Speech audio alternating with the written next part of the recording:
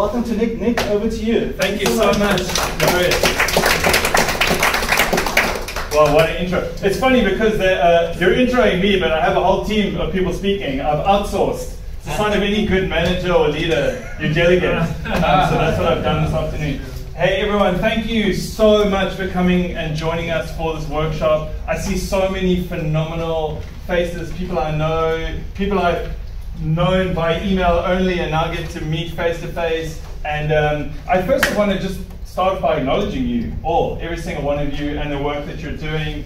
I know often when you're behind a microphone or you're behind a computer, you don't necessarily get to see the impact of the work that you're doing, but I often say this to our team, that we will never know on this side of eternity the impact that we're truly having, and I really want to encourage you with that. Your work doesn't go unnoticed. Yeah. The word is going out there. You guys, even if it's a small way, are making an impact of the kingdom, so I just want to honor every single one of you, and thank you for coming and joining us, but you guys are actually the heroes in this room, so give yourselves a...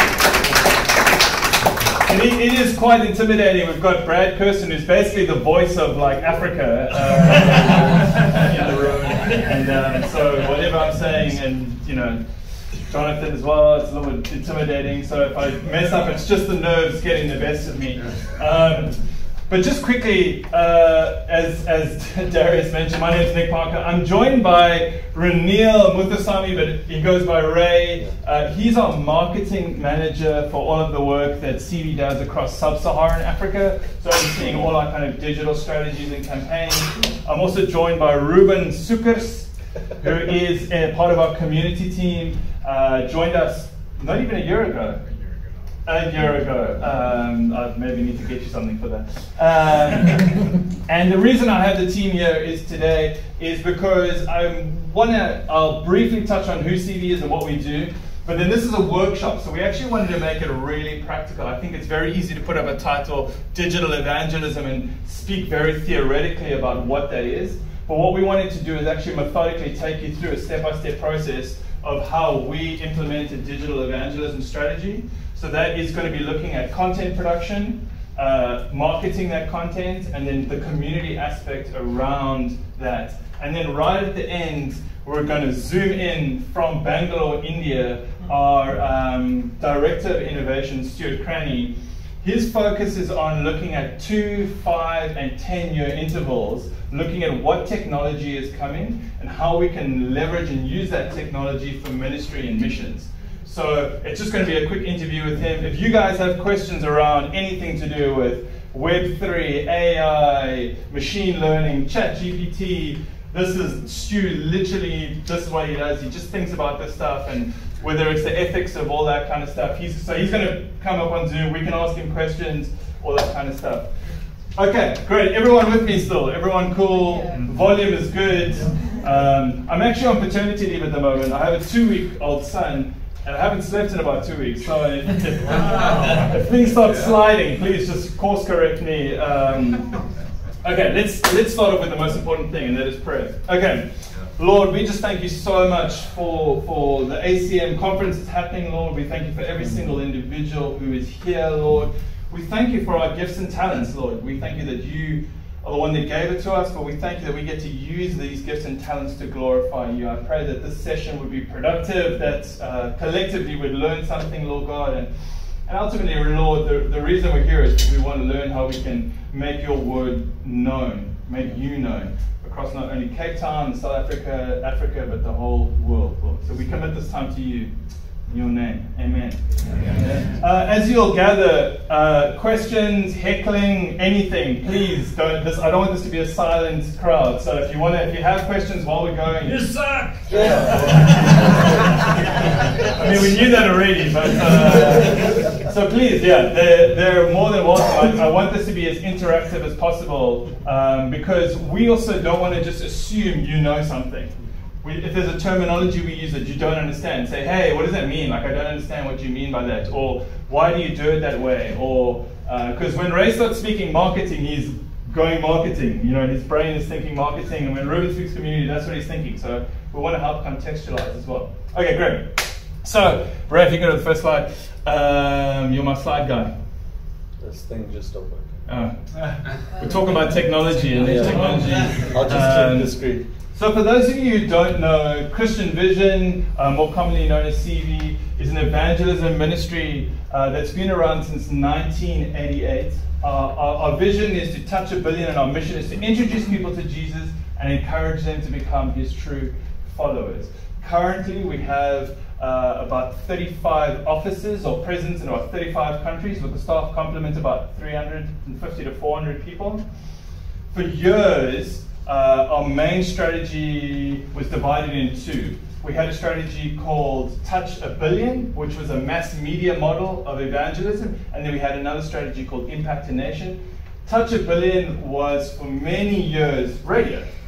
That's how I know Brad so well. Jonathan, if we had to talk about CV a couple of years ago, Brad would have been the one actually talking to you. So for many years, we were actually a broadcast ministry using radio, specifically through shortwave, and then subsequently FM, to broadcast Christian content with the intention of introducing people to Jesus. About 10 years ago, we started to make a shift away from that. The two main reasons for that being, number one, radio is extremely expensive, as a lot of you would know. Number two, a lot of cars and manufacturers weren't producing radios that broadcast in shortwave anymore. So we're saying, oh, we wanted to reach all these people, but there's no way of physically getting to them. And then the other one is that radio is quite bound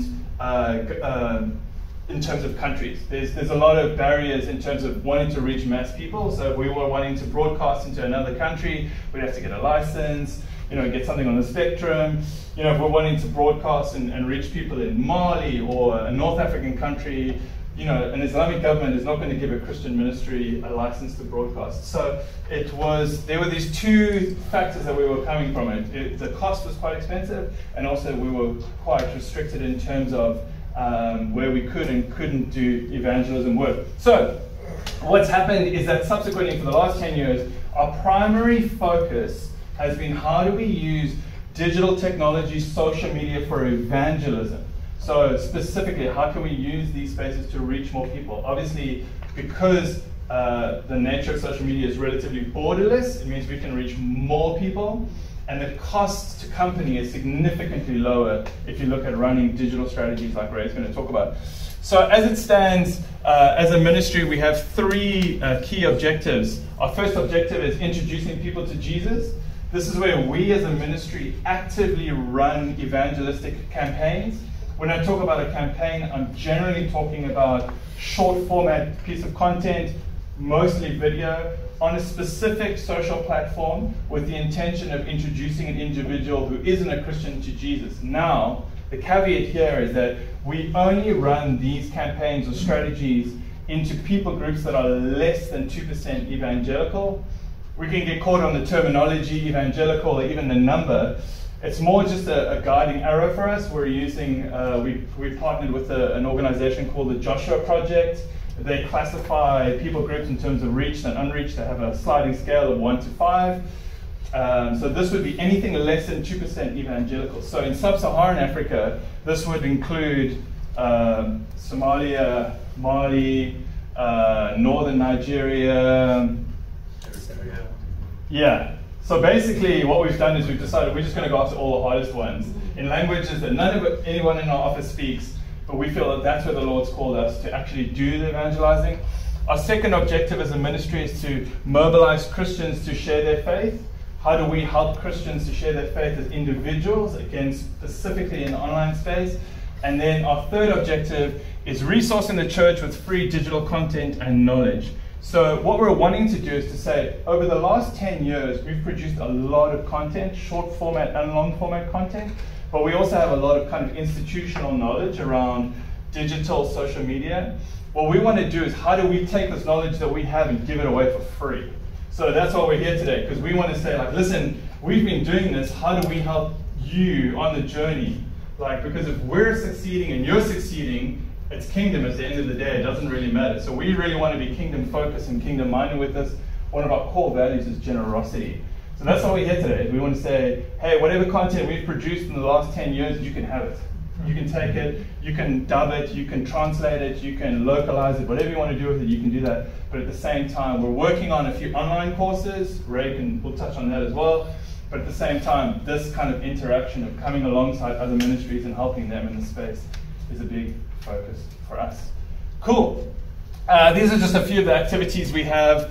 CV Resources is where we put it. It's basically a repository of all our kind of content. CV Training is where we're busy producing online training courses.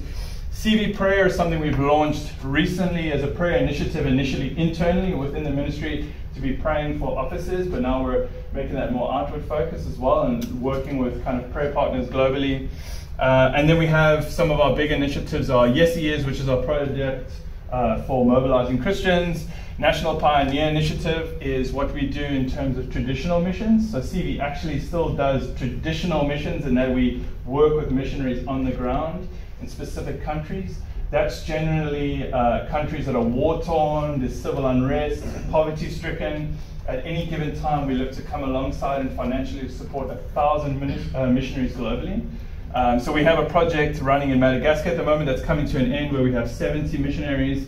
South Sudan it was 12, I think there's a few more now that we're running. We've just finished up a project in Myanmar. We've got a project running in Venezuela. So that's your traditional walking door-to-door, think like Evangelism Explosion, SIM, AIM, all the other, that's the kind of things we do. And then CV Outreach is just a piece of technology we created where when we're running evangelism campaigns, what happens is, what we found previously is that people were engaging and reacting to our content, but we weren't able to connect them to anyone. So the responses would come to us, but we didn't speak the language. I don't know why I'm typing like this. I think I'm showing my age. That's actually how you type. That is actually how I type. Continue. Yeah. I get my wife to type for me.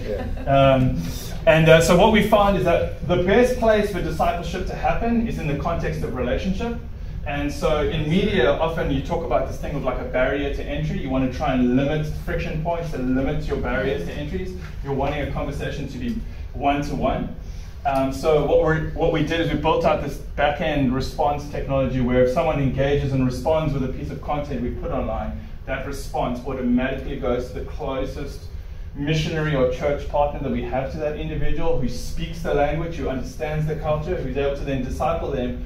They may never meet in person. It might be a Zoom discipleship, it may be a WhatsApp discipleship, it might be an online church that they end up joining. But the idea is to connect them into people that are in their country that speak the language. So anyway, enough about CV and our activities. This just kind of gives you an idea of where we're working in terms of globally.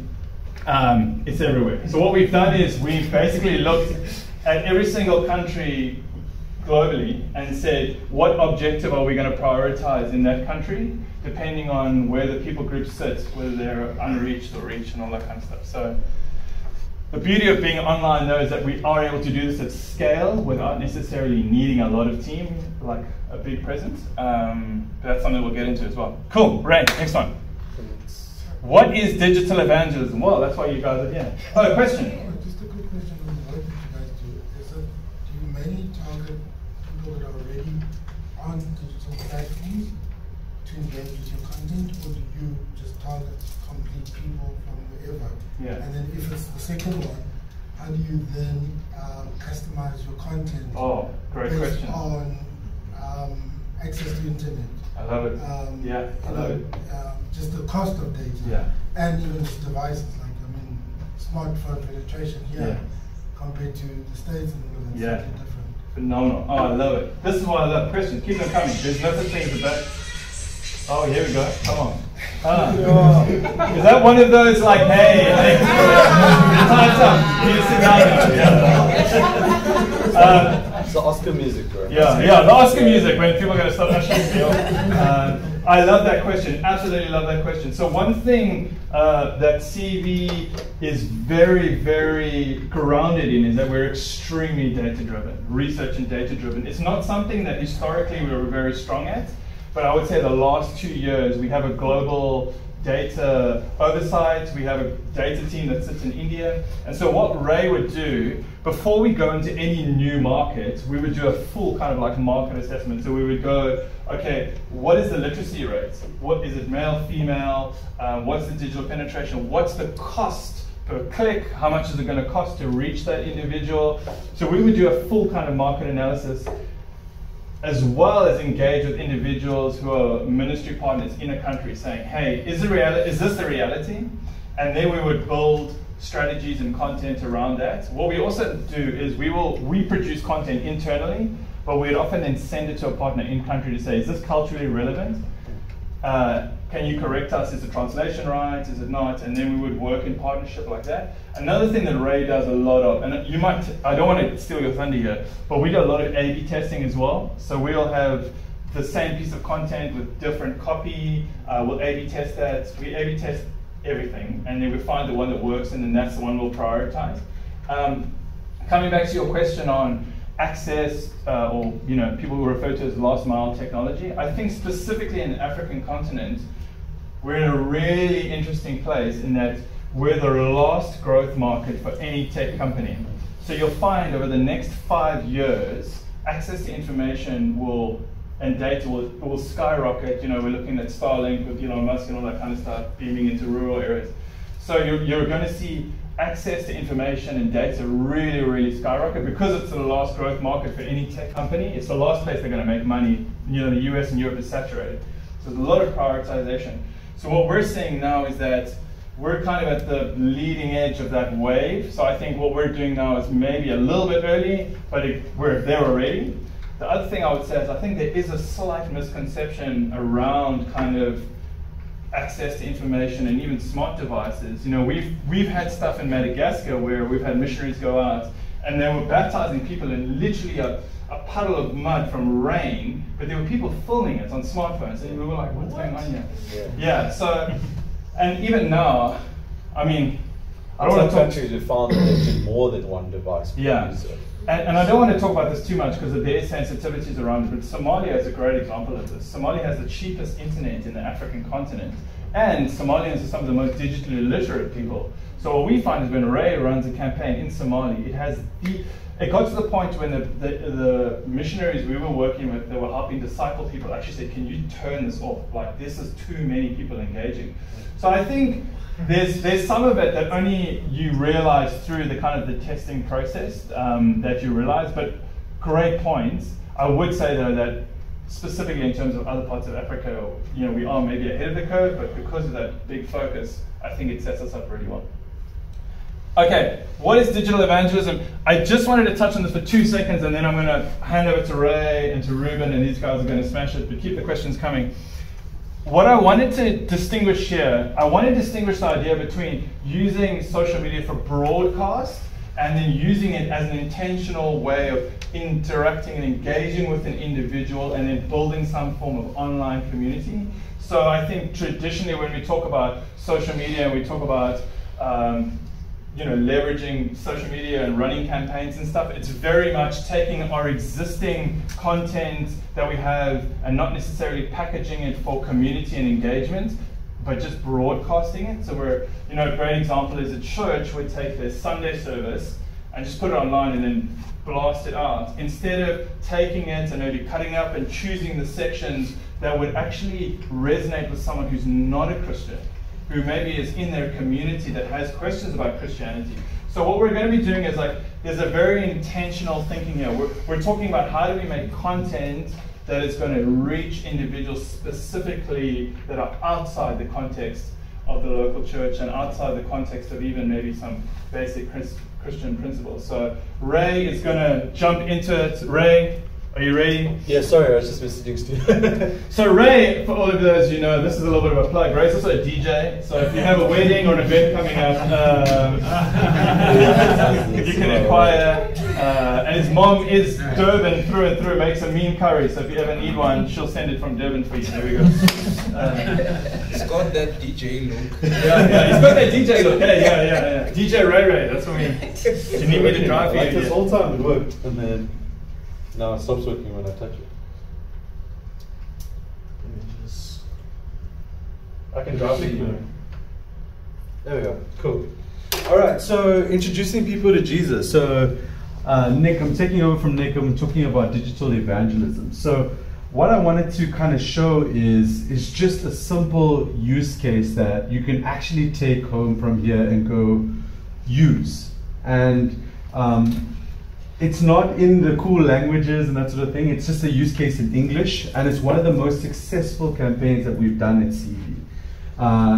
And so I'm just going to take you through that. Nick, you can go to the next slide. So I want to just quickly. What are you using for slides, bro? It's a second screen, so slide the screen closer to the right. So if you go to cvglobal.co/training, I literally have no idea what I'm doing. I haven't slept in 2 weeks, guys. You want us talking about digital? You guys in the recess? Yeah. I do the talking, not the technology stuff. So Nick was talking about some of the things that we do in digital evangelism. And so at the moment we do some of our digital campaigns in sub-Saharan Africa, predominantly East and West Africa. And so these are some of the countries that we market into. We have specific KPIs. So when I spoke about introducing people to Jesus, that's one of our KPIs. And what does that mean? It's a 95% view of a piece of gospel content that communicates the person of Jesus to anyone who watches it, or it could be someone who reads or interacts with a piece of content, written content, for 30 seconds, or is able to engage with something. And so these are some of the countries that we work into. Nick, you can go to the next one. There you go. Oh, I think you went too far. Oh man. No, okay, cool. So I'm just going to highlight. Nick was talking about Somalia. So Somalia is kind of one of the hardest ground to actually do digital evangelism, let alone evangelism. And what's so staggering is that I was going through some of the responses. I think last year we had almost 4,000, 5,000 responses that came through our CV outreach platform. And these are some of the things that people are saying. I want to learn more about Jesus and what it means to have faith in Him. I want to become a follower of Jesus Christ. Please contact me. I'd like to know more about the gospel. If Jesus is the Son of God, why did He have to die? Like, I don't know about you, but that's incredible in like a war-torn country, predominantly Muslim. And so what's amazing about this is that we can do this. It sounds crazy, but we can do this on that laptop. That's the one that does all the campaigns right now in Somalia. We're running about 20 different campaigns right now, evangelizing to people in Somalia. Nick, you can go to the next one now. Okay, so I'm going to play a video for you, and I'm going to take you through this specific use case. So this, like I said, the most successful video in CV history is called The Middle of the Night. What was so interesting about this video is that we shot this lady. Her name is Dr. Knox. She's one of our partners. And it was just a sincere video of her speaking to camera, speaking to the audience, saying, hey, I don't know what you're going through, but it's the middle of the night, and I'm not going to spoiler alert the video. But, and what was great about this, we ran this campaign on Facebook. So predominantly right now, in terms of digital, there's lots of social platforms. But in terms of Africa, Meta is one of the best platforms at the moment to reach our audiences, and we predominantly do that on Facebook. And so what we did was we set up a campaign using messages in the middle of the night between 12 and 3 a.m. when people are just awake scrolling. And we set up a campaign that said, hey, are you awake? You're having trouble sleeping? There's a God that loves you and wants to connect with you. And we put a button on that. On average, to date, this campaign has got, okay, I'm going to show you the numbers in a bit because I don't want to spoil it. Okay, Nick, can you play the video? Please, can the sound work? Please, Lord. Turn the volume on. Nope.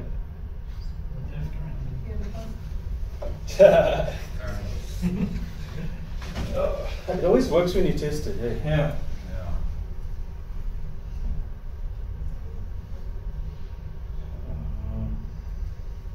1 second. Talk amongst yourselves.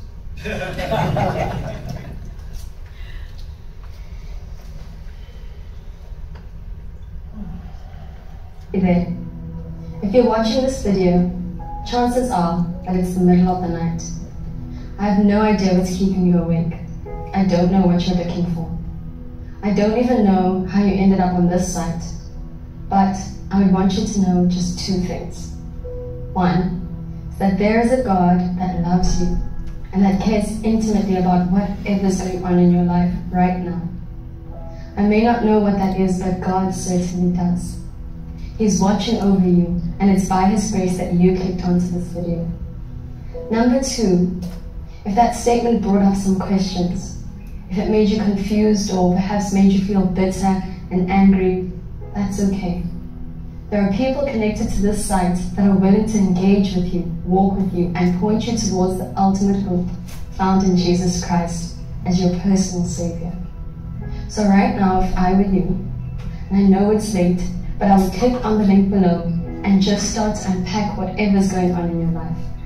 These people may not be in the same location as you, but they're willing to respond in confidence to whatever's going on in your life, and ultimately to lead you toward the hope that we find in Jesus Christ. He can bear all our burdens, so go ahead and click on the link and tell us what's going on in your life. We will walk this path with you. We're waiting to help and guide you. And remember, you're not alone. I feel cool. Amen. Well, okay, cool. So that was the video. I just wanted to show you a quick preview of what it looks like. That's at the back, might recognize One Africa. That's a platform that we use to be able to reach people. You saw on the previous slide something called Elo. We use a lot of brands or little activities so that we can remain anonymous and so that it's fully secure and that there's no risk involved between our interactions. And so One Africa is one of those platforms that we use to reach out. This is primarily in English. And so this is simple about like what the ad looks like. Just to let you know that we don't just create a video and we slap it out there. This video has been tested multiple times. We tried it with a guy. We tried it with different, tried it against each other, so a male versus the female, and found out that more people resonated with the female person, and we were able to achieve more results with that. We tested the fact that very important thing to think about is screen real estate. So we want to be able to take up as much of your screen when you watch the video. So we at this time we did this video in 1:1. Right now, when I say 1:1, it means it's in square format, right? Right now, a lot of our campaigns we run in 9:16, which is like the thin form. So again, we always want to be able to maximize every single bit of this piece of content when we're putting it in front of the user. And so something that you also have to pay attention to is the language, the copy in your ad. So Facebook's ad, what do you call this? Policies. Ads policies doesn't allow you to say can't sleep, because you're speaking directly to a person's attributes. So we've had to be a little bit clever with our copy, and we said, are you awake? Is there something keeping you up at night?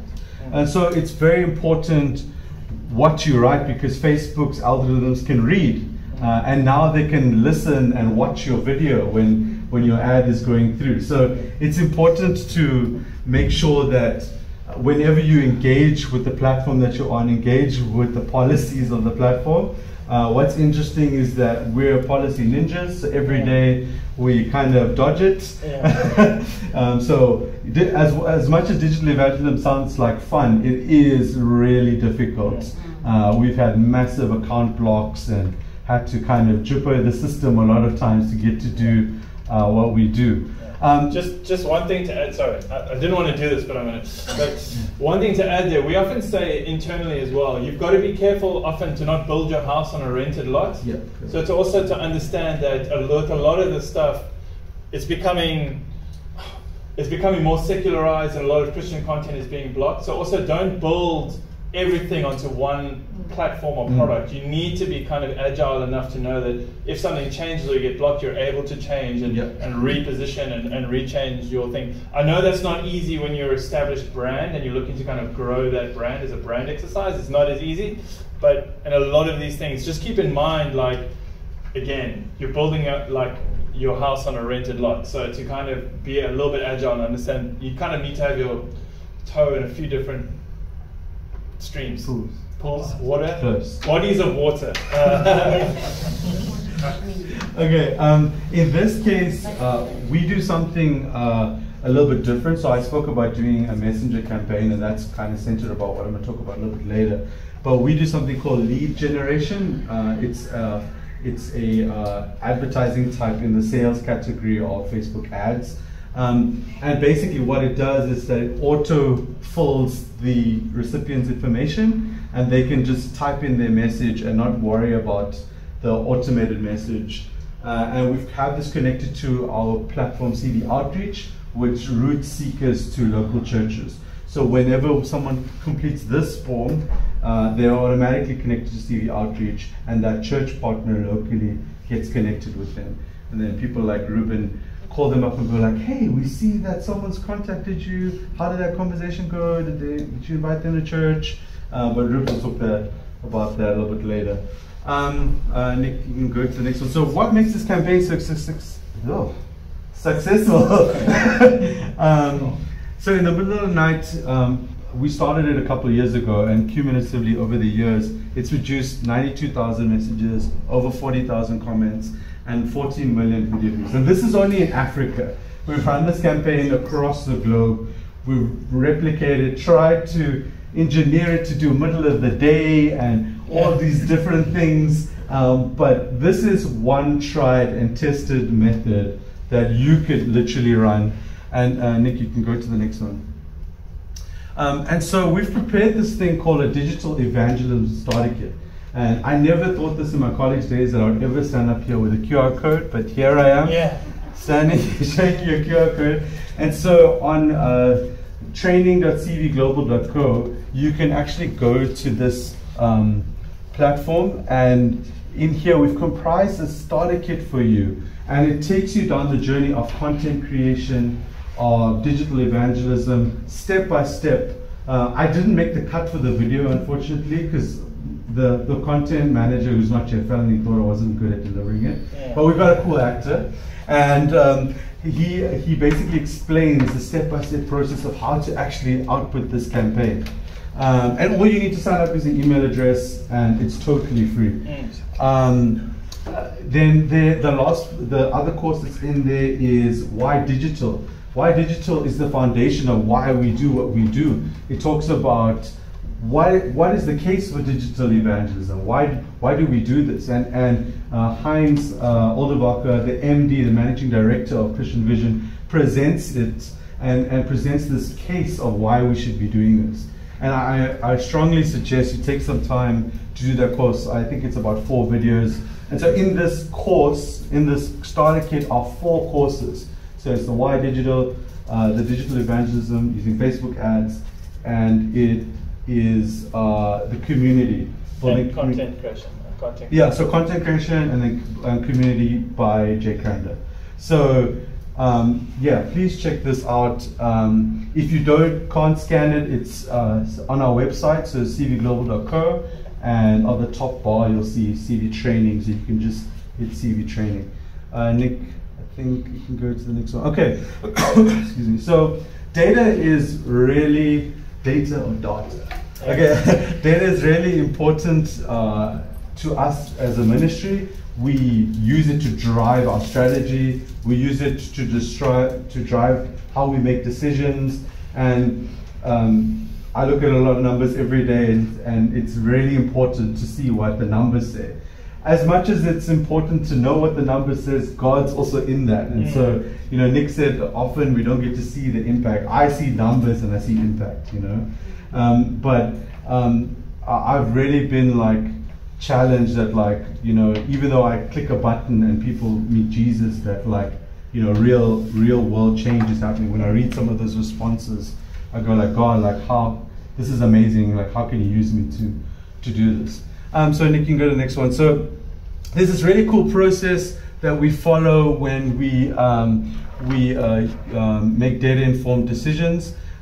So we ask the focus question. So for example, how do we introduce 1 billion people to Jesus? That's our mission. And so we came up with that strategy to do digital evangelism. Great. Then we go, we search for the best available data. So the second thing we go, okay, well, let's connect with the Joshua Project and let's see how we can actually overlay what they do with what we do for digital to reach these unreached people groups. Then we analyze. So we look at the data, like Nick says. Let's look at northern Nigeria and go, okay, great. What's the internet penetration in Nigeria? What is the Facebook audience in northern Nigeria? You know, how much of those people are we actually going to reach? You know, and then we apply. So we go, okay, great. So now that we know all this information, we can connect with our partners on the ground. We can devise a strategy to do this, where we can verify our content, where we can create this this big kind of content wheel, and then we go to announce. So we go, great, we have all the wheels, let's start doing it. So our process looks a little bit different. We, like you said, we have content, community, and marketing. So the content team are really great. They do all the research to be able to create great content, short format content. And the marketing team, which is myself, we have other people, but you know, just me for now. Yeah, so we market that content and we provide feedback. So we go, hey guys, this video, according to our KPI, the 95% view, this video didn't convert well. It had a really high cost. It had a low number of people messaging. There were a lot of angry comments. People were going, Allah is the one, you know, and that sort of thing, and a lot of other strong language things.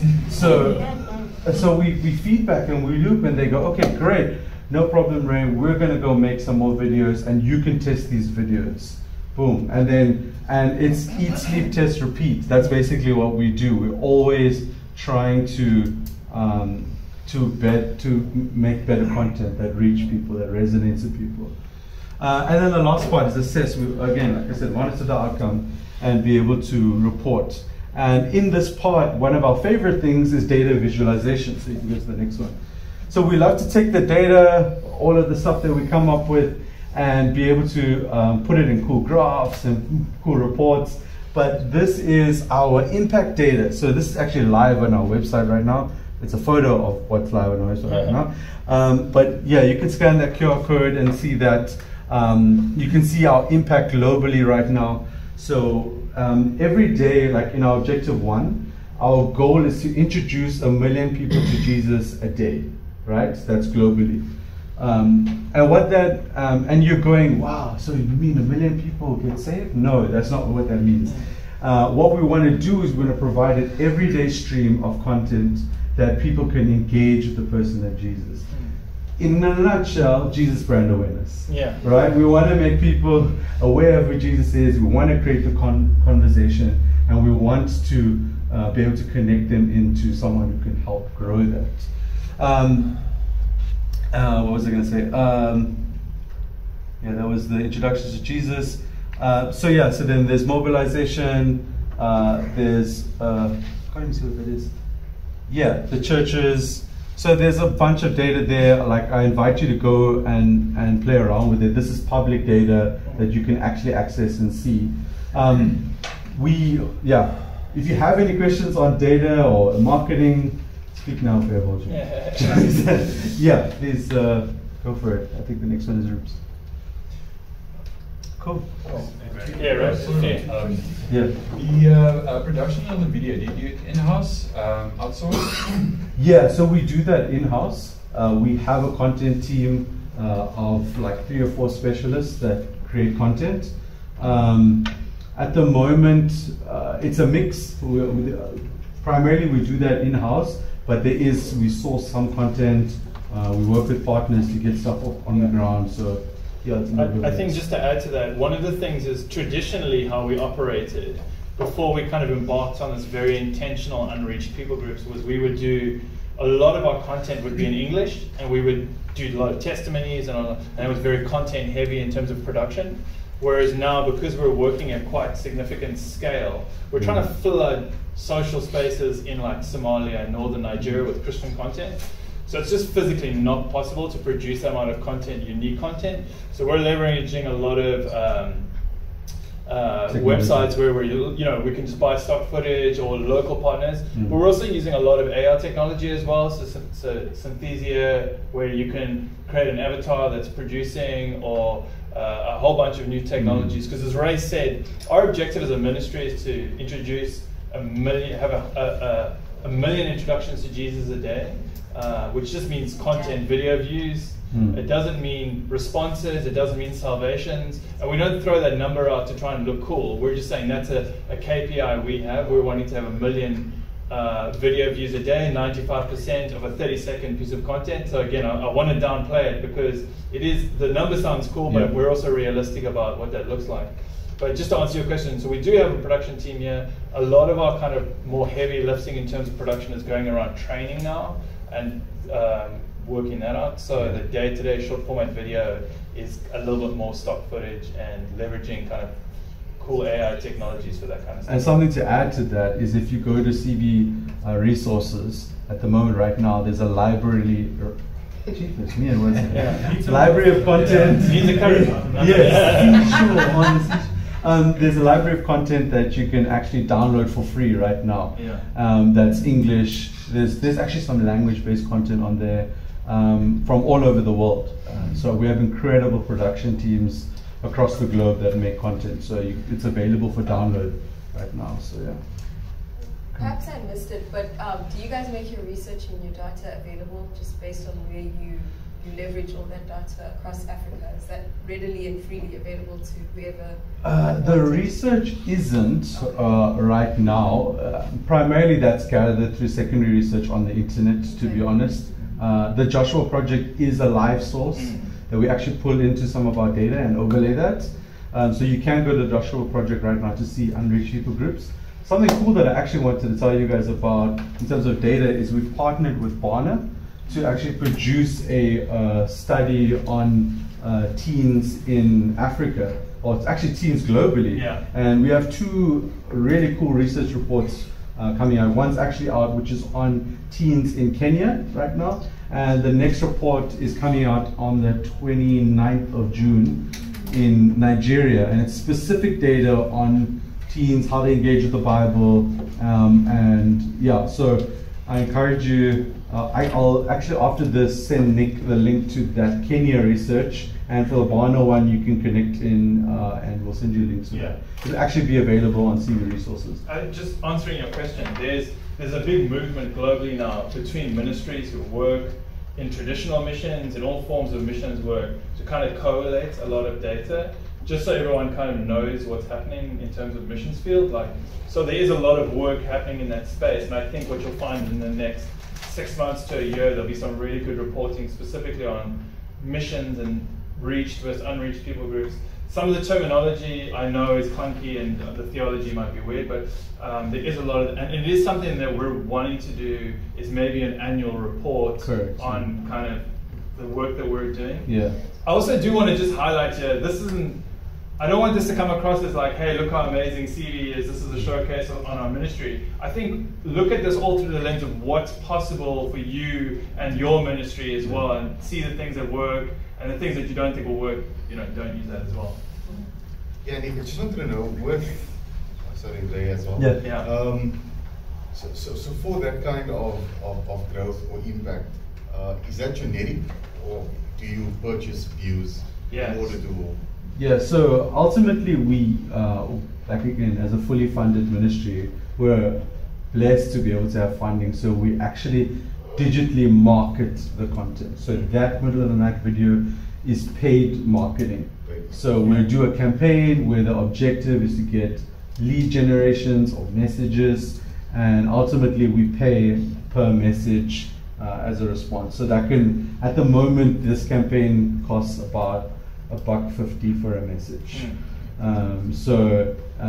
Over the course of time, the average is a little bit higher, but ultimately that's kind of what it looks like.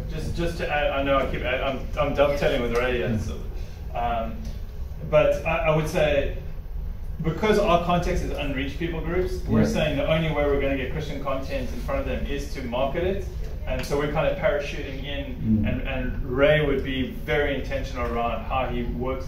And even, we're literally we're brushing on top of stuff. Like, in terms of like social media marketing and the intricacies of like setting up a campaign, we would love to help you guys with that stuff. So please, let's carry this continue this conversation with any of you afterwards. So it is paid marketing. We have leveraged some SEO stuff, so search engine optimization stuff with the Google grants, where Google offers $10,000 worth of in-kind grants as free advertising with Google for any registered non-profits. South Africa qualifies for that. The only caveat to that is that it's quite strict in terms of you have to have like a 5% click-through rate. So then you could really optimize. It's free money through Google, and you could optimize for Google search. Again, you'd need someone who's like pretty good at that to go do that. So not everything that we do is paid. We do have, there is an element of like organic to what we do, but also just the context that we're working in, we kind of have to parachute in. We could kind of trying to sell something to someone who doesn't want to hear about it.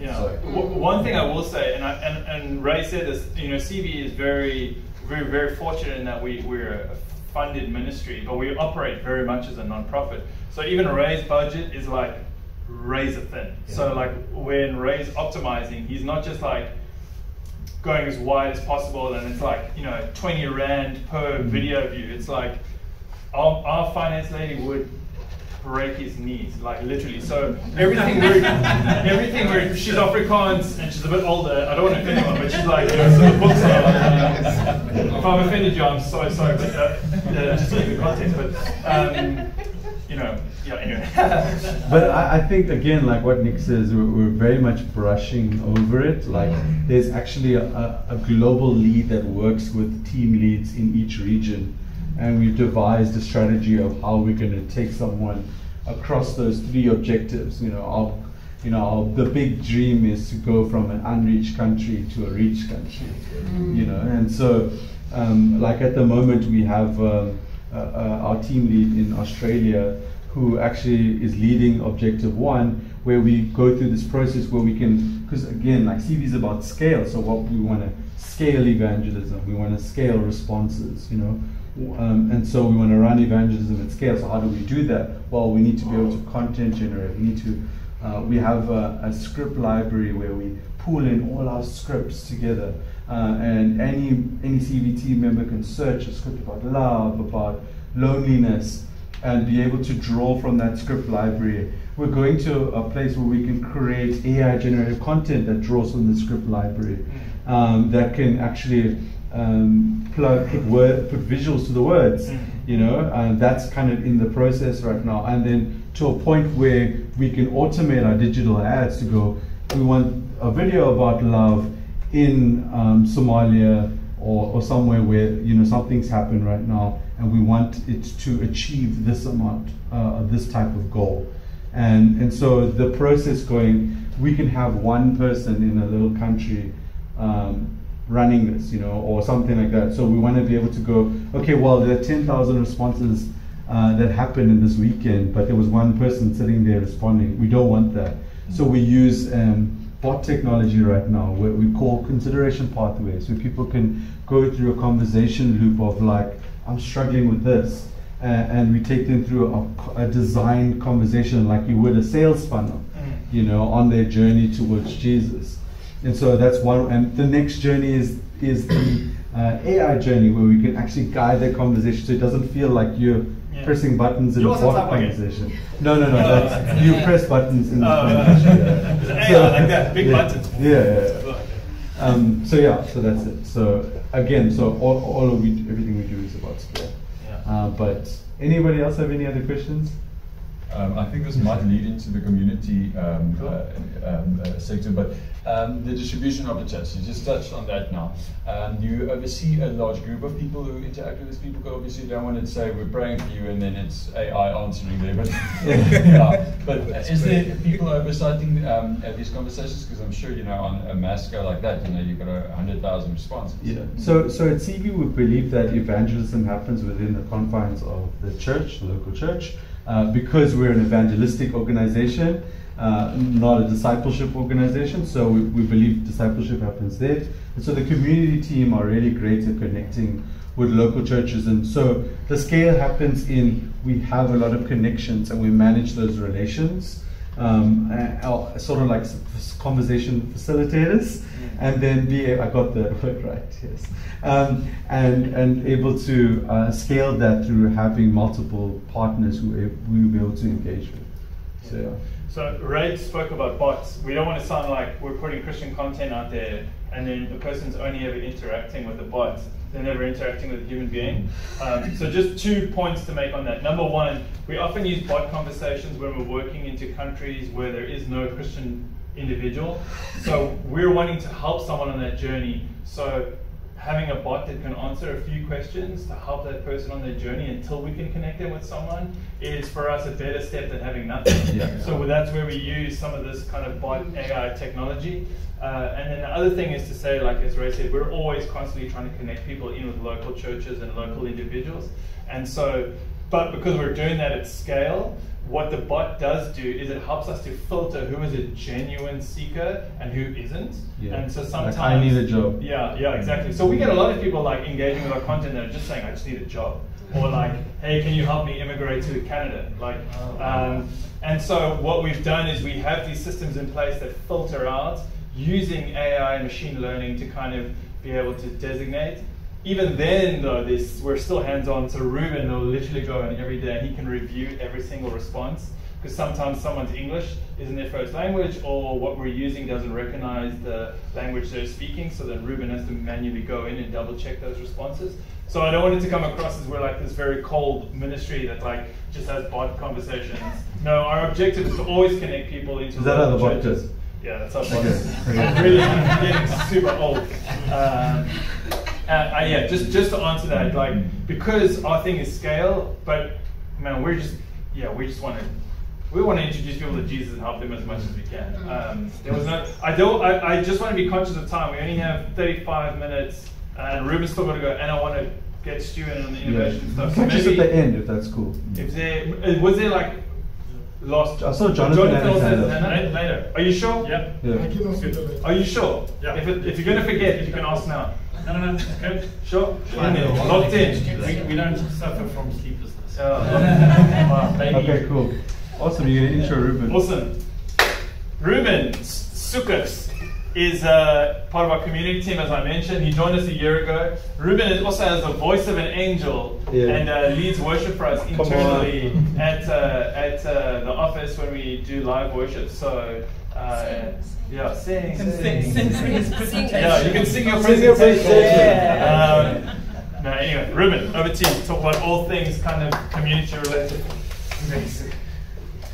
Do you want the clicker on my side? You can please click. Okay. When you're ready. Cool. Hey, my name's Ruben. Oh, Lindo. Lindo, how are you?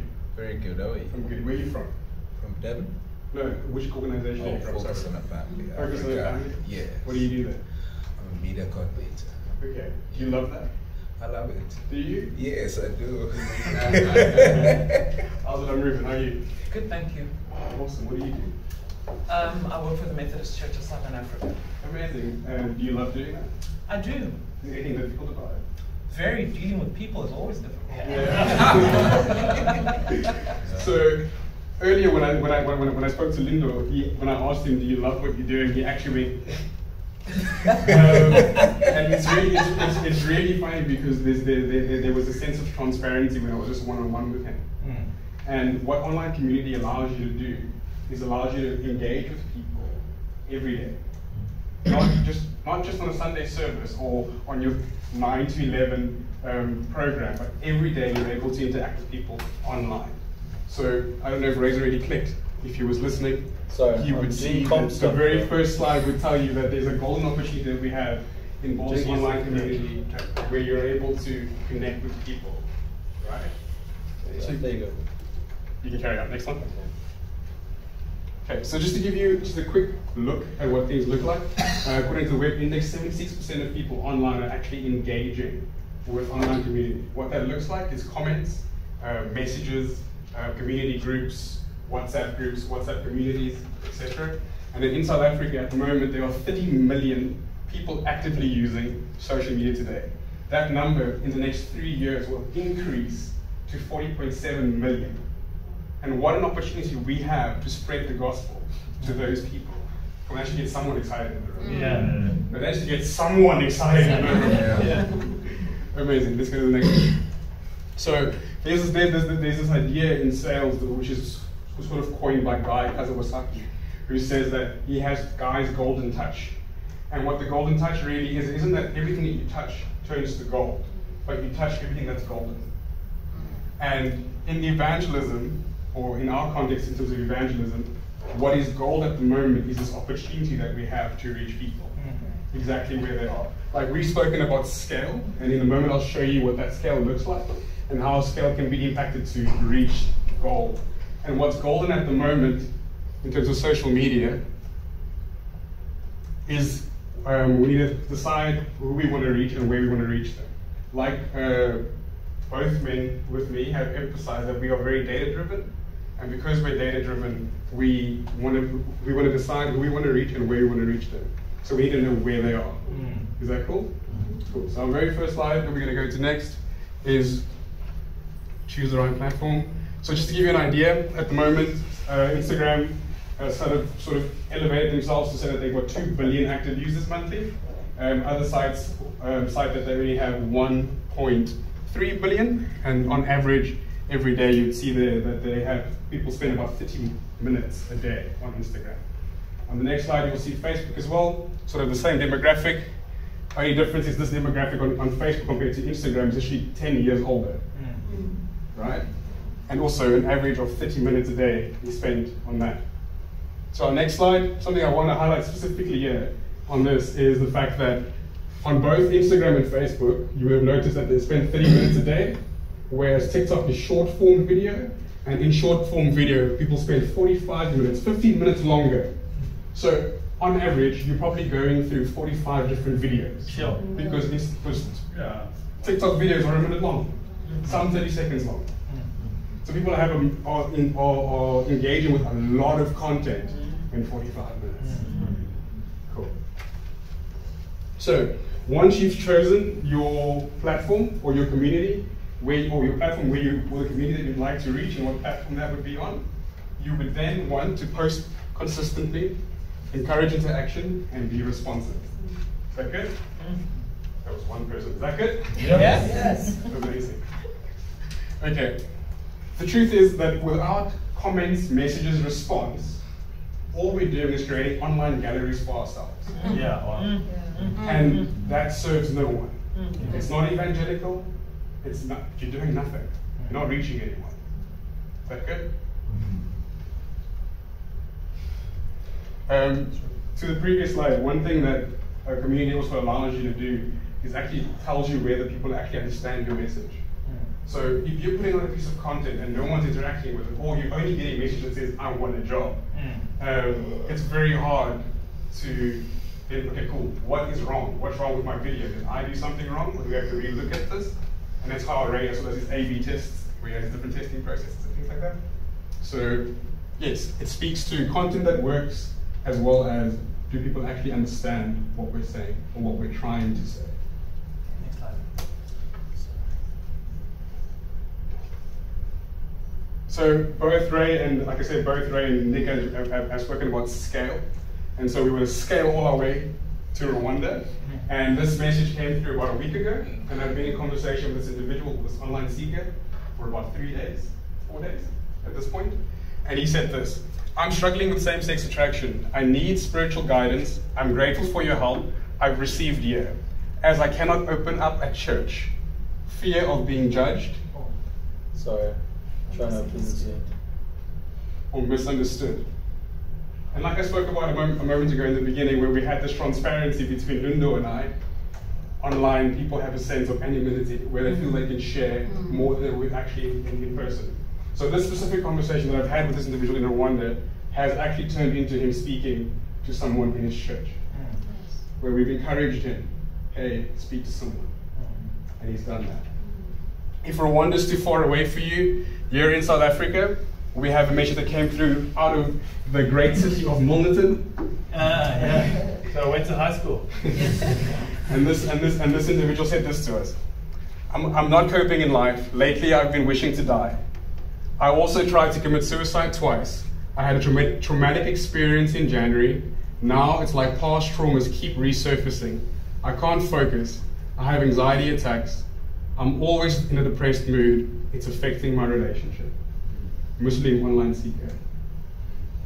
This individual, we spoke about the system that we've built, the CV outreach system, and we've partnered with churches because we believe that discipleship happens within the context of a relationship. And what that looked like in this case is that this lady has met with one of our church partners and said, I don't care that you're a pastor, I want to meet with you, I know I'm struggling. And now she's on a journey towards the cross. With someone who's willing to walk that journey with them. And this is the opportunity that we have when we engage in community online. And why is this important? Because by us engaging with them, we actually, one, are able to engage in the Great Commission, right? And we're actually able to present truth to people that are struggling in these areas. And when we present truth, the truth will set you free, and they too can be set free. And that's why we have to engage online communities. Is that good? Yes. Awesome. So that's really the end of what I'm saying. And then just to be practical, one thing we always do when we respond and when we're encouraging people to respond and to do a response is, one, we can't save anyone. So Mark 29 verse 9 says, but only this can be driven out by prayer. We can't save anyone. Not your really great message, it doesn't save. So whenever you're responding with people online, do so prayerfully. Second point to doing online response is to journey people towards the cross. A lot of the times you can get a message like I received about homosexuality that I'm struggling, and then you're like, it's wrong, there you go, Bible bash. Yeah. He's heard it his whole life. Yeah. But in this case, you can journey someone. Hey, how long have you been struggling with this? Hey, what happened that caused you to feel this way? And what then, lastly and most importantly, is you want to safeguard yourself. And you want to safeguard your community. And what that looks like in safeguarding is that we use a platform called One Africa. We don't use Lundo's face. Yeah. And Lundo's profile. Because we want to safeguard Lundo, and we also want to safeguard our community. And another thing that we do in safeguarding is, if you're in any area, doesn't matter what the area is, you want to get the numbers of the suicide hotline. You want to get the number of the child abuse hotline, whatever it is. You're not the expert. They are. And we can connect those people.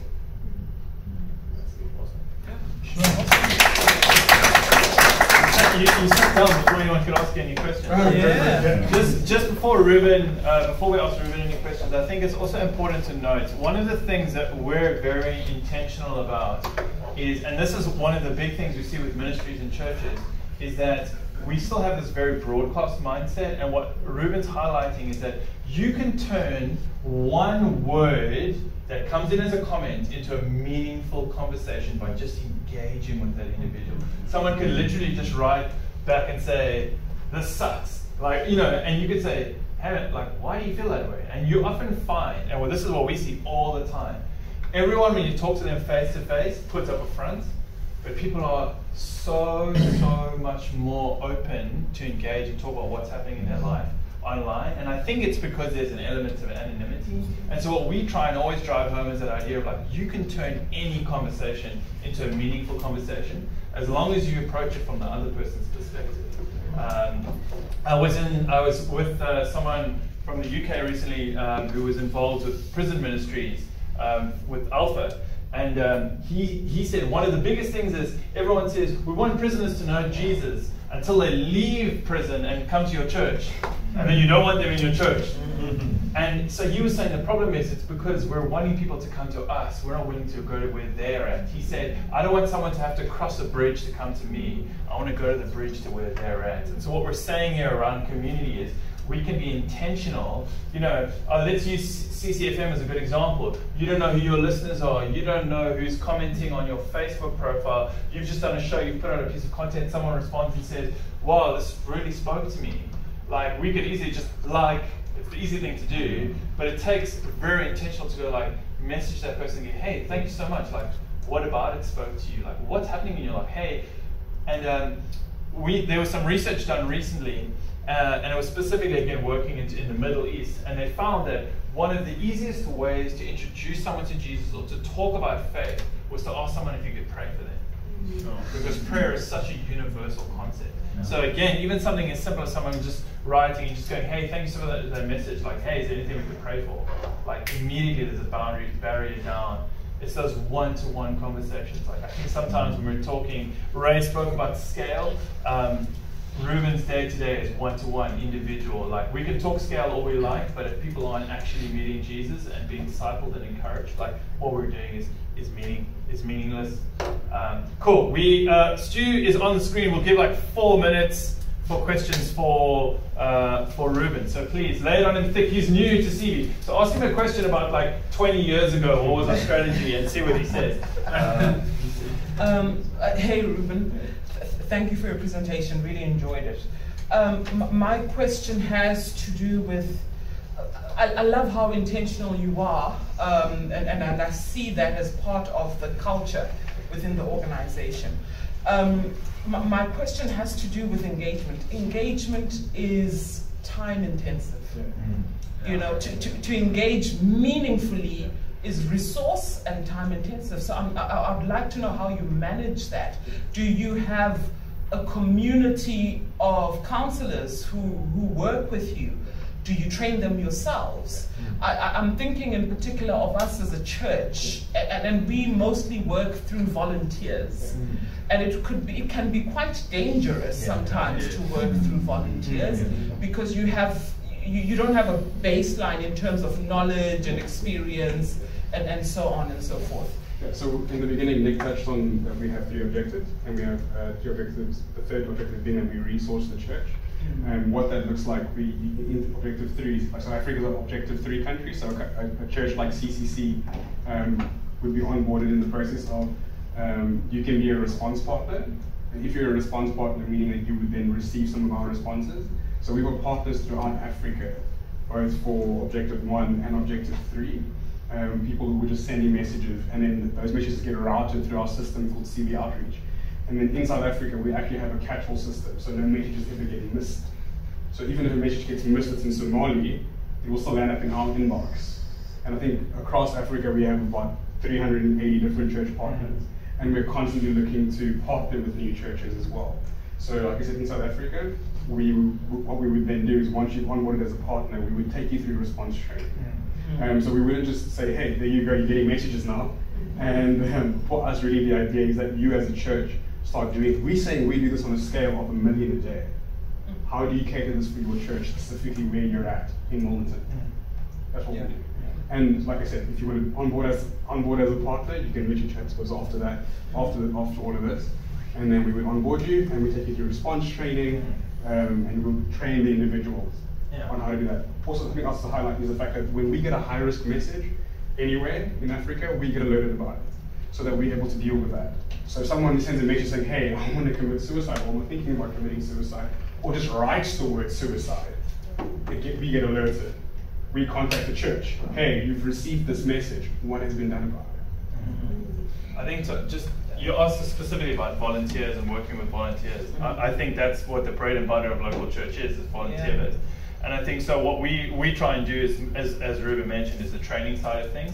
But I think also getting into this understanding, like, I think sometimes you also need to be real with what you can and can't do. So it's like, hey, we want to do this digital thing, but like maybe we can't do it at this crazy scale because we just don't have the people.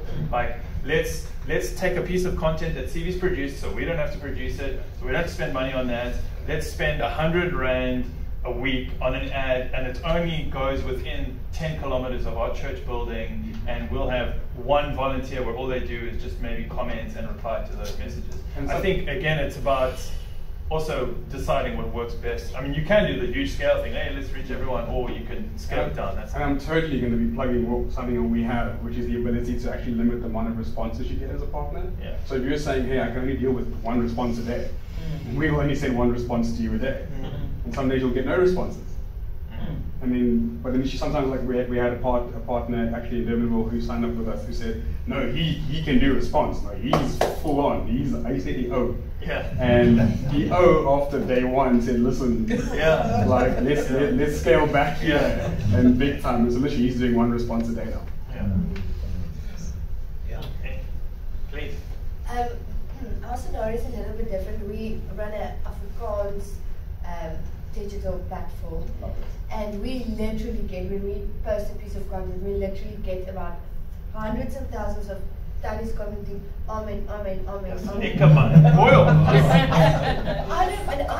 I am the one that messages people back, and why? If they say, I've been through a difficult time, I want to message them back. But we get a lot of amens all of the time. Oh, glory, Jesus, that is what we get. And then we also get an incredible amount of spam. Of people trying to sell crypto, and people, they've been reaching out to us and telling us, because some of the old, it's more like the 35 up until 16-year old studies that's on our page, and we love them to death. It's just that they fall for that scam.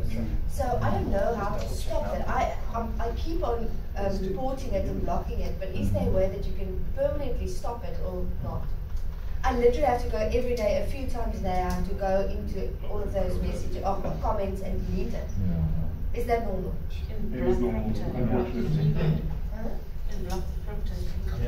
I have some blocked some, but they some way they just find another way. So just on your so when we're talking about scale, like we would also often get like thousands of comments on a piece of. So we have a triage system. So it's similar to like if you went to the emergency room at a hospital, it's like a kind of red, amber, green scenario. So, Stu, how's it going? So red would be comments where we're like, hey, this is someone who immediately looks like we could have a meaningful conversation with them. Orange would be like, hey, we have a little bit more time on our hands and we can engage further. And kind of green is like, hey, this person is very obviously a Christian, like we're just gonna like their. So I've got to make somebody like. Yeah. So I think that's how we did it at scale. You'll often hear guys talking about, even in the response, like a kind of a triaging approach of like identifying who is the person you can see from your comments who's going to be the most engaged with and not. So something I mentioned earlier, which might give you a little bit insight to sort of the amen comments as well, is that, like I said, comments tell you whether people understand your message and whether your content works. So if you're only receiving amen, then the question you want to be asking yourself is my content evangelical? Like asking the question, how can we pray for you? No one's going to say amen to that. No, I'm asking you a question, how can I pray for you? Well, that brings it to the whole point where you're preaching to the converted or you're preaching to the Yes. Because if you're preaching to the converted, they're the ones, if you don't get amens, you're in trouble. And I think that, I mean, that's such a good point though, and we need to be honest about that, because exactly, who is your market? Like, you know, again, we're very biased in saying we're an evangelism ministry. The lens that we look at the world through is like, we want to tell people about Jesus. For some of you, your audience is the Christian audience, which is phenomenal. Like, so you are going to have more of the amens and stuff. I would say that you can still be more intentional about having engagement with those individuals and using their feedback to really drive your content and stuff. Because I think one of the problems we have, and we're very open about this, is we sit in an office doing our thing. We don't have that real world feedback all the time, so that's why we rely on partners. Like, so if we're not actively absorbing feedback from what our listeners and the people engaging with our content think of us and need and want, like, we're eventually just going to run ourselves into a corner, and we're going to be obsolete in a matter of time. So just also make sure that you're also listening to what people are saying and not just liking. Okay, we've got Stu, we've got 15 minutes left. Again, afterwards, Ruben will be around, I will be around, Ray will be around. You can ask a million questions. Again, I want to emphasize, this isn't like a, hey, look at CV, we're here to sell your product. None of anything we're showing you here there's no price attached to anything. And also, we just want to come here and serve you guys. So we'd love to continue as many of these conversations as possible. Okay, cool. Ray is turning. Stu, can you see me? Hey Nick, great to see you. Hey! Stu, so I am in a conference room with about 25 individuals for a conference called the ACM, Association of Christians in Media. So we have individuals from radio, we've got individuals from digital platforms, products, all that kind of cool stuff, all working in the Christian space. And I wanted you to join us because you have recently, or probably maybe even a year already, have taken on the position of Director of Innovation for CV globally with a very intentional focus around looking at emerging technologies and looking at how we can kind of mission-proof the future, not just for us, but also for these individuals here. This is going to be a little bit more question and answer, and then I'm going to open the floor to the individuals. But just from your perspective as someone who kind of lives and breathes this stuff, what would you say are the biggest opportunities specifically in the ministry space in terms of these future technologies that we're seeing coming? Yeah, I guess thanks Nick, and great to see everyone in the room. Thanks for letting me jump into your session today. I guess as we look to the future, it's sort of like how far down the track do you look?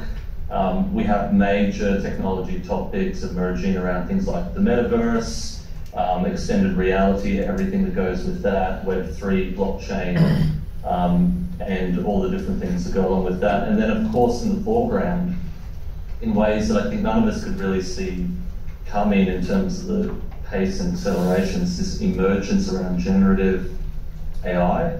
And all of us are trying to find our feet with that and catch up and think, oh, this amazing technology that creates new capabilities, how can we leverage that within our own context? I think the most important thing to remember, Nick, is like sometimes we get really wrapped up in technology and something that is new. But if we're thinking about innovation, we should always be thinking about what problems are we trying to solve. And everyone has different problems, and you'll know within your ministries or within your businesses or organizations, what are the problems that you're seeking to address? And then the question is, how do these new capabilities enabled through emerging technology can help to solve some of those things in ways that perhaps we haven't been able to do before. Wow. In terms of the tech, I think AI, Web3, longer term beyond that, we'll see how these concepts around the metaverse take shape. But I think they're the three technology themes to keep an eye on. Awesome. Stu, I know when we talk about innovation and new technology, sorry, I'm looking this way because this is where the laptop is. When we talk about technology, innovation, the future, we often, specifically I feel like from a Christian perspective, we're quite cautious and sometimes quite fearful of these new technologies. I'd love to hear your thoughts on that as someone who, this is kind of your focus, is like looking at these innovations and looking at how we can use them. What would your kind of counter to that be in terms of us being hesitant to them? Well, I think we should be wise, and there's definitely things to be concerned about with technology, and certainly the bundle of technologies that I described before, have issues. But I think we can have a confidence. There is a tendency, and it hasn't always been this way, but I think in recent history, as Christians, the church has tended to sort of be hesitant and maybe stood back, and we've missed a few moments in time and allowed others to sort of build that future rather than be on the forefront and be part of like thinking about how can we adapt to new technology, how can we leverage and use it, and how can we ultimately create those technologies that are shaping the future as well, rather than be sort of fearful and defensive about it. I think Christians, more than any other people in the world, should be on the front foot. We should be excited about the opportunity for renewal. We shouldn't be afraid of change. The very basis of our faith is sort of like the ability to change, you know. And we can sort of like bring a lot of that confidence and courage into how we think about the future. We can see it ultimately as a kind of renewal thing, recognizing that there are concerns, but we also have something really important to contribute into those conversations as well. And if we're stepping back and we're sitting on the sidelines or in the grandstands just observing, we're not going to have the influence in those broader conversations that are necessary. We kind of need to get in the game ourselves to have that influence. Well, I love that, Stu. Stu, one of the things you often talk to us is the idea of now, next, new. I was just wondering if you could maybe kind of explain what that means in terms of looking at the future and innovation. It's just simply a way of thinking about how change occurs over multiple horizons. And if we wait until new technologies come to maturity to do anything about them, we're actually going to miss that opportunity altogether. And so even though there's always a set of technologies and approaches that are the main core of what we're doing at any given time, that's the now. You know, like what do we have in terms of strategies and the technologies that support those strategies that we know are the things that make us effective right now? That's really important. We don't want to be sort of like abandoning all of those things. But at that first horizon, that now horizon, it's just about thinking in terms of how can we leverage technology that's available right now to maybe sort of strengthen and optimize what we already know works really well. But then if we want to be future ready, we need to be preparing for how we can start to take steps in the right direction. And so if we think about horizons, like looking far into the distance, we can see things that are coming that aren't necessarily like technologies that will play a massive role right now. But we need to start experimenting with those things. We need to be proactive around understanding how they work, what role they could play, perhaps providing some space and time in our organisations to be learning and prototyping and experimenting, so that as these technologies do come to maturity, let's say in a sort of 2 to 5 years from where we are currently, we've actually got a little bit of runway and momentum towards those things. Because nothing lasts forever. And even something that's on a growth curve at the moment, at some point, inevitably, will always flatten out. It'll reach that maturity point, and then we know what sits on the other side of maturity. It's always a down curve, it's a decline. And so if we have things at that Horizon 2 level, that next stage, let's say 2 to 5 years from where we currently are, eventually we're going to move into that future state, and if we already have some momentum, as the present things are starting to decline, we have something to work with that we can gear up. And we're moving in accordance with the way the world is changing around us, the way technology is changing around us. Because if we don't have those, that sort of experimental, innovative approach towards the future, as the world changes around us, if we're not changing at a similar pace, that gap will just get wider and wider, and the risk is we will get left behind, and none of us want that to happen. And then for organisations that really want to be sort of preparing for the future further down the track, let's say some of the things around the metaverse might fit into this category. Like, it's really an interesting idea, but in reality, it's not something that is creating a huge amount of value for people right now.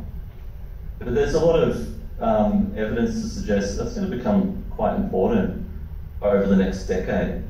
And organisations that have been proactive and thinking about, hey, we want to be as relevant in 10 years as we are today, are starting to think about, even though this isn't the biggest part of what we do, we're creating some space to understand about these technologies. We're understanding about the kind of business models that are attached to those things. And little bit by little bit, as those technologies become more part of the mainstream, we're also amplifying the role of those things in our organisations. So it just creates a really dynamic approach to going, we know what is important right now, but we're also creating space to be experimenting and creating pathways towards the future so that we keep track with change and we don't get left behind over time. Oh, I love that. Amazing. Thank you. Listen, I don't want to be the only voice asking questions here. So Stu is in Bangalore, India with our dev team at the moment. But if you guys, is anyone who has any questions about kind of some of these future technologies and how they can be used for mission and ministry? Anyone? Anyone? I'll shout the question out if you can't hear it, Stu. I think it's two questions from my side. First one is, how do you avoid getting caught up in chasing the latest tech?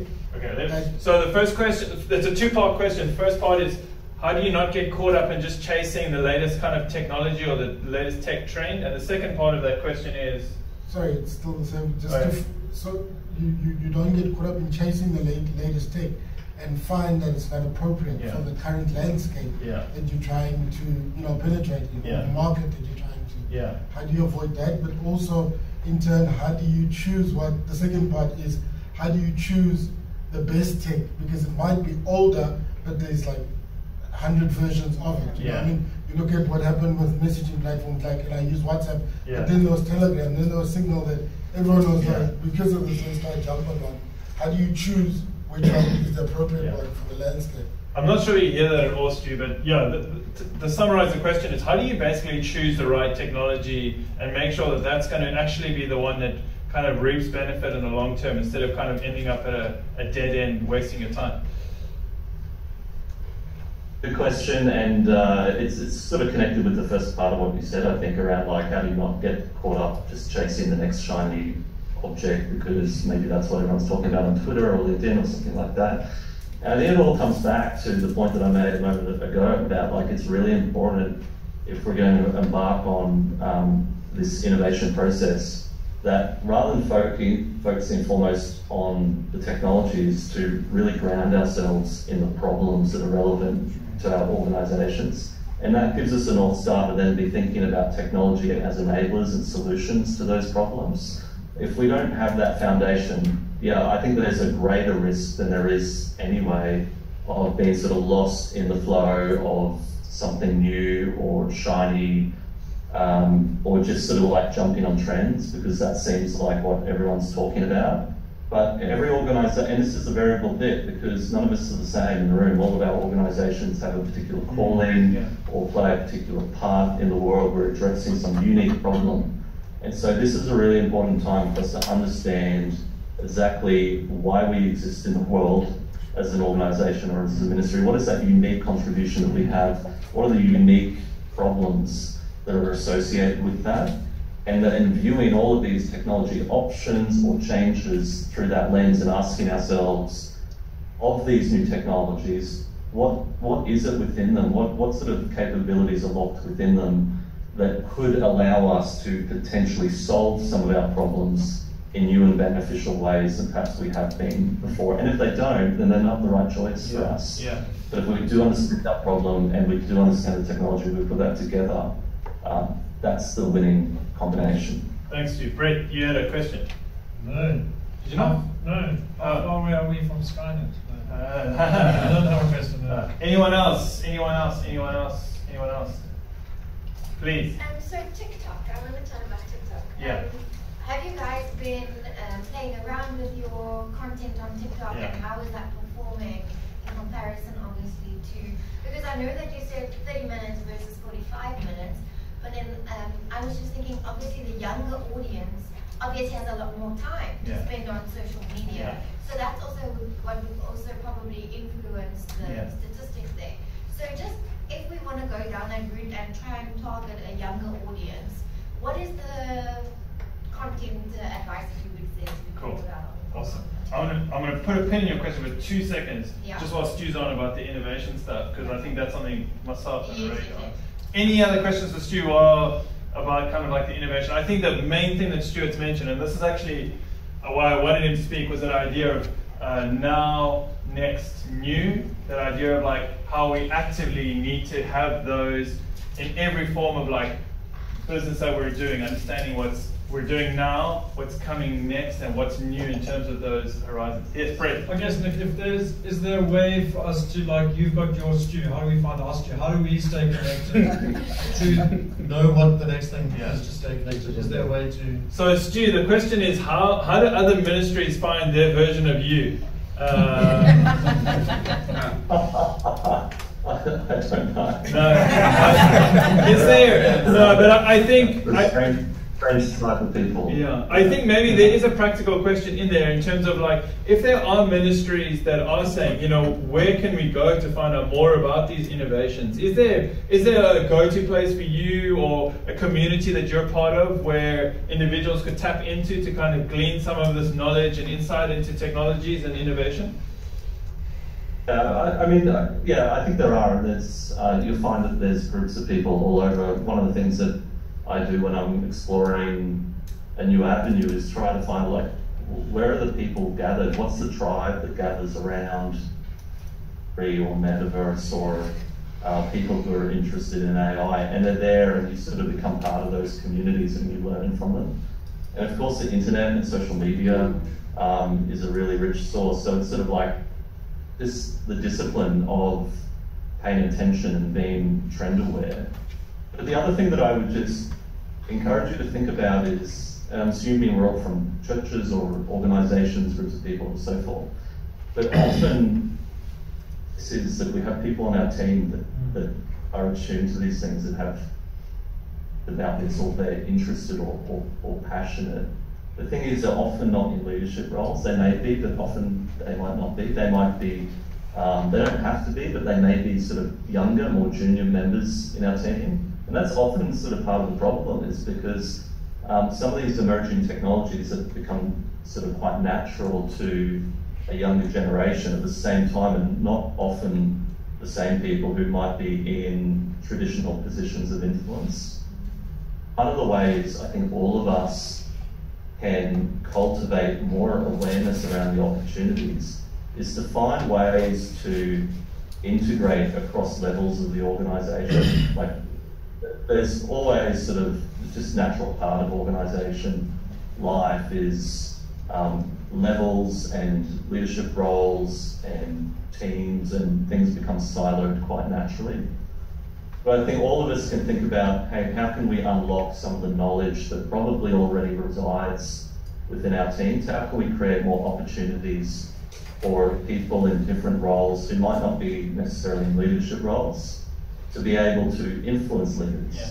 Like, to be able to hear from younger members within our teams who are probably exploring some of these technologies and would just love the opportunity to kind of share some of what they know, maybe even be invited in to sort of think about new ways of doing things. And so there's some sort of like structural and process solutions that come with that. We don't always have to find a new recruit or a specialist role from somewhere else. Yeah. Oftentimes some of those solutions may already be like within our teams. Awesome. Stu, thank you so much. I know it was a quick dive in, dive out, joining us here in Cape Town. All the best in India. And thanks again, mate. You're an absolute legend. We'll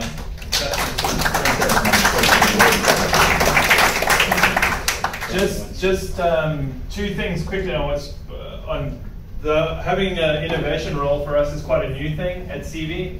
So we're also kind of figuring out, having someone in that position, what that looks like in terms of understanding technologies, then being able to internalize and build products around them. But one of the things we're wanting to be really intentional about is being able to understand those technologies in order to help you engage with those technologies as well. So again, part of us wanting to be generous is that, you know, you guys don't necessarily need to have it all figured out. You're welcome to contact us and we can help you in terms of navigating some of the stuff.